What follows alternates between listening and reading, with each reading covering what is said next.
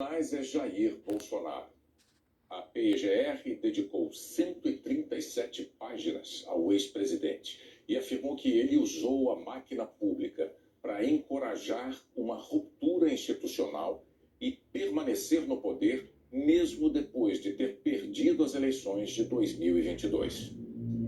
O Procurador-Geral da República, Paulo Gonet, afirmou que os fatos de que a denúncia tratou nem sempre tiveram os mesmos atores, mas que todos eles convergiram para o objetivo comum de assegurar a permanência de Bolsonaro na presidência, mesmo que não vencesse as eleições e mesmo depois de haver efetivamente perdido o abono dos eleitores em 2022. E afirmou que o grupo liderado pelo ex-presidente e composto por figuras-chave do governo, das Forças Armadas e de órgãos de inteligência desenvolveu e implementou o plano progressivo e sistemático de ataque às instituições democráticas com a finalidade de prejudicar a alternância legítima de poder nas eleições de 2022 e minar o livre exercício dos demais poderes constitucionais, especialmente do poder judiciário. Paulo Gonet apontou Bolsonaro como líder da organização criminosa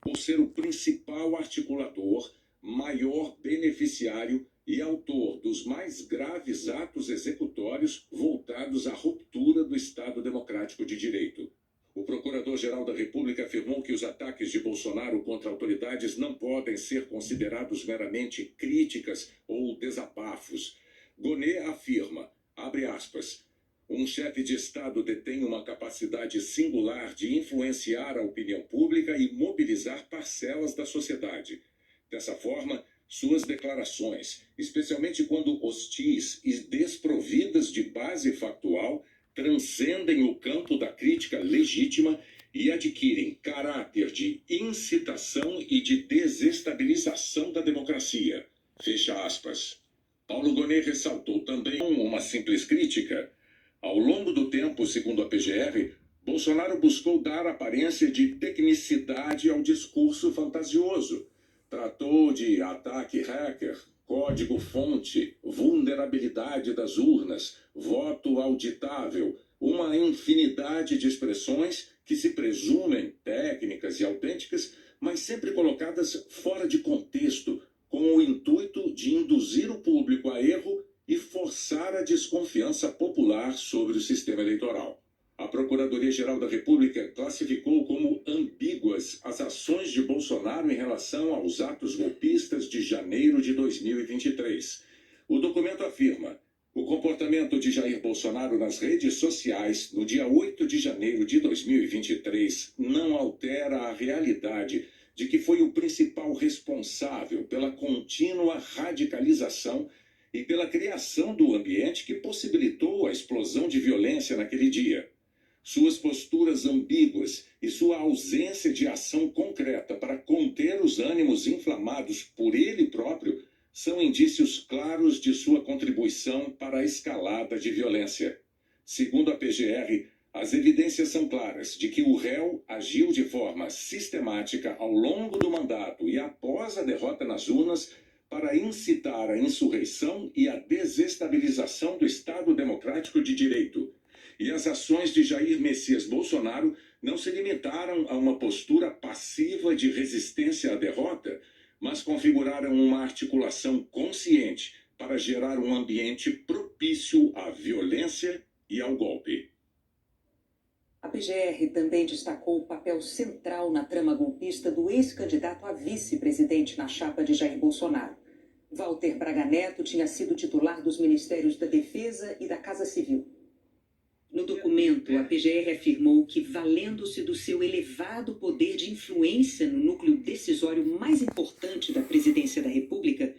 Braga Neto atuou de forma incisiva para garantir o êxito da empreitada golpista, coordenando as ações mais violentas da organização criminosa e capitaneando iniciativas para pressionar o alto comando do Exército,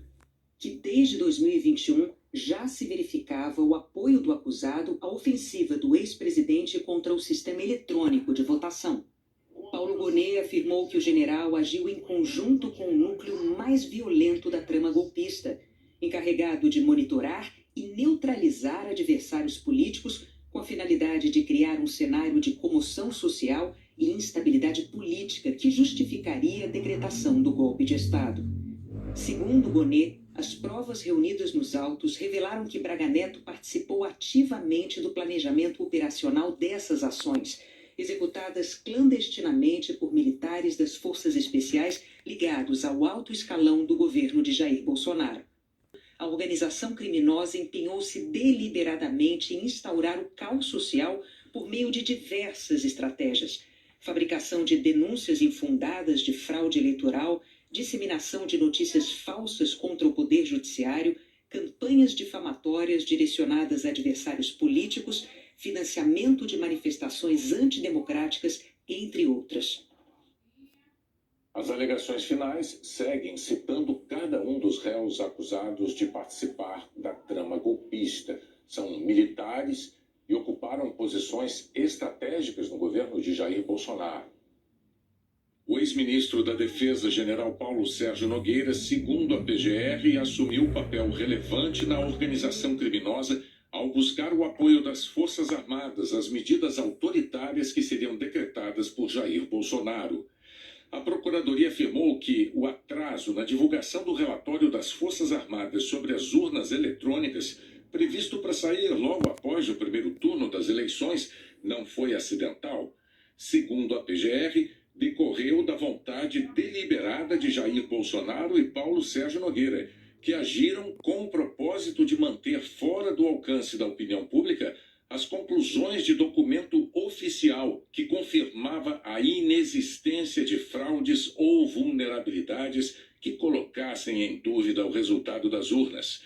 A PGR também cita a participação do ex-ministro da Defesa em reuniões sobre uma minuta golpista e relata que os registros indicam a presença do ministro da Defesa e dos comandantes das Forças Armadas no Palácio da Alvorada em pelo menos 10 ocasiões entre 31 de outubro e 22 de novembro de 2022, e que Paulo Sérgio Nogueira de Oliveira admitiu em juízo que a utilização de medidas como a GLO tinha sido ventilada naqueles encontros.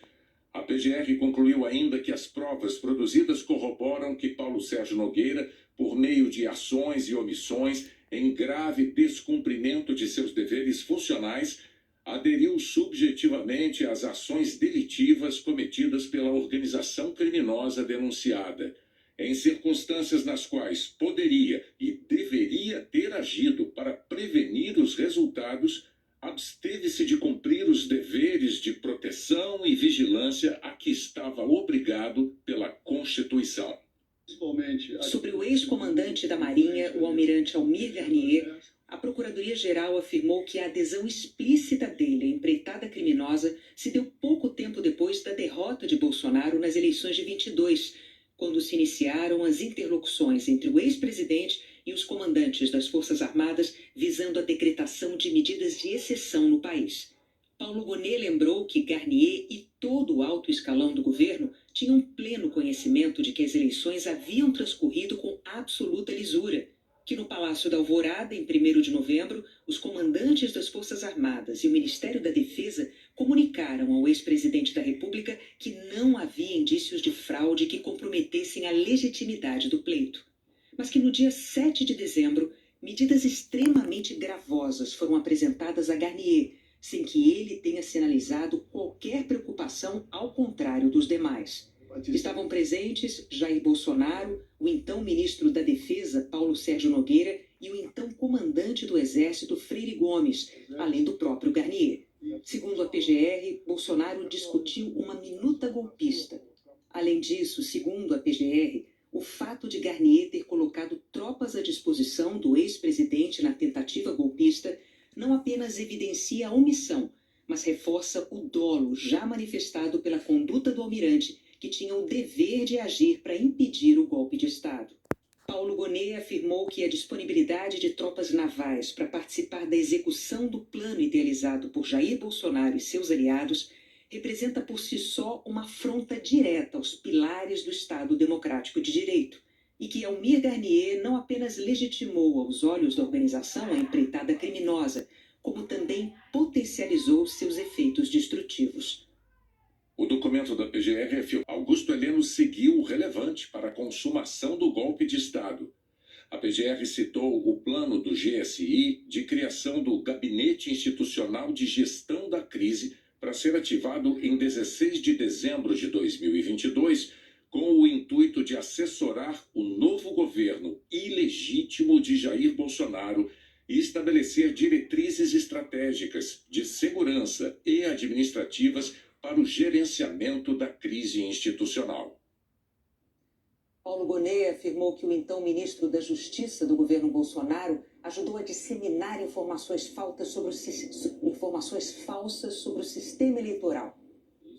Segundo as alegações finais da PGR, Anderson Torres contribuiu ativamente para o projeto ilegítimo de poder de Jair Messias Bolsonaro, por meio de suporte pretensamente jurídico e da ingerência sobre as forças de segurança pública do país. O auxílio prestado manteve-se inalterado quando passou a ocupar o cargo de secretário de Segurança Pública do Distrito Federal e influiu para a ocorrência dos atos de 8 de janeiro de 2023.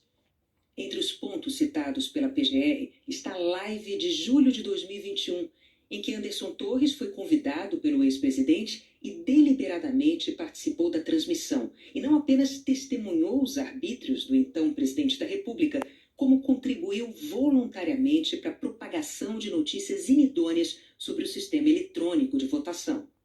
Gonet lembra que Torres falou por cerca de 5 minutos sobre supostas recomendações de peritos da Polícia Federal quanto ao processo de contabilização de votos. A PGR citou várias vezes a reunião ministerial de julho de 2022 no Palácio do Planalto e afirmou que Anderson Torres buscou mobilizar os demais ministros de Estado em favor da narrativa sabidamente falsa de fraude eleitoral que pautava o encontro. O documento das alegações finais fez uma referência às blitz de ônibus no segundo turno das eleições em locais em que Lula havia obtido a maioria dos votos no primeiro turno. Segundo a PGR, Anderson Torres se utilizou especialmente da estrutura da Polícia Rodoviária Federal para obstruir o funcionamento do sistema eleitoral e minar os valores democráticos, dificultando a participação de eleitores que se presumiam contrários ao então presidente Jair Bolsonaro. A Procuradoria-Geral da República afirmou que o então diretor-geral da Agência Brasileira de Inteligência, Alexandre Ramagem, orientou Jair Bolsonaro com ataques ao sistema eleitoral e a adversários políticos. Nas alegações finais, o Procurador-Geral da República lembrou que durante o governo Bolsonaro observou-se inédita proximidade entre a ABIN e a Presidência da República. Pela primeira vez, um diretor-geral da ABIN tinha uma sala dentro do Palácio do Planalto para despachar livremente com o presidente da República. Paulo Gonet mencionou orientações que Alexandre Ramagem transmitia a Bolsonaro, que incluíam propostas sobre ataques ao sistema eletrônico de votação, controle de inquéritos policiais e descumprimento das decisões do Supremo Tribunal Federal. Paulo Gonet afirmou que Bolsonaro citou dados levantados por Ramagem numa live em que o então presidente atacou as urnas eletrônicas em julho de 2021. O documento foi encontrado posteriormente pela Polícia Federal com Ramagem. O PGR afirma que a convergência entre as anotações e as falas do então presidente da República é indiscutível, que em seu arquivo Alexandre Ramagem elegeu tópicos claros para o discurso presidencial que incluíam a credibilidade das urnas, a atuação de ministros do STF e do TSE, a acusação de fraude nas eleições de 2018 e o suposto domínio de poucos servidores do TSE sobre a contagem de votos.